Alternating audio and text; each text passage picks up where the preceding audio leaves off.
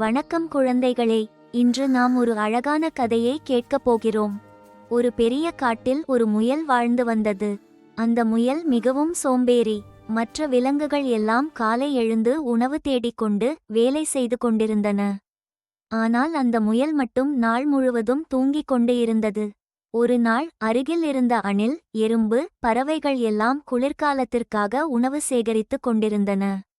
அவற்றை பார்த்த முயல் சிரித்தது. நீங்கள் ஏன் இவ்வளவு கஷ்டப்படுகிறீர்கள்?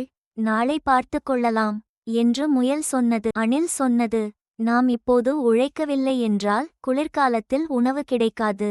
ஆனால் முயல் அதை கவனிக்கவில்லை. நான் நாளை சேகரித்துக் கொள்கிறேன் என்று சொல்லி மீண்டும் தூங்கிவிட்டது. நாட்கள் கடந்தன. குளிர்காலம் வந்தது. காடு முழுவதும் மிகவும் குளிராக இருந்தது. உணவு கிடைக்க மிகவும் கஷ்டமாக இருந்தது. அப்போது முயலுக்கு பசி மிகவும் அதிகமாக இருந்தது.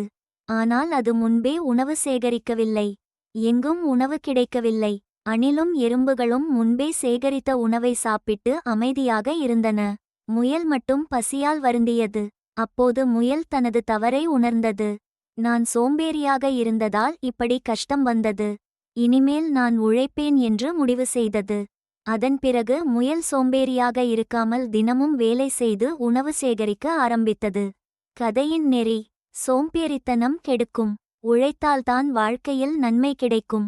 இது போன்ற கதைகளை நிறைய கேட்க நம்ம சேனல்ல லைக் பண்ணுங்க, கமெண்ட் பண்ணுங்க, சப்ஸ்கிரைப் பண்ணுங்க.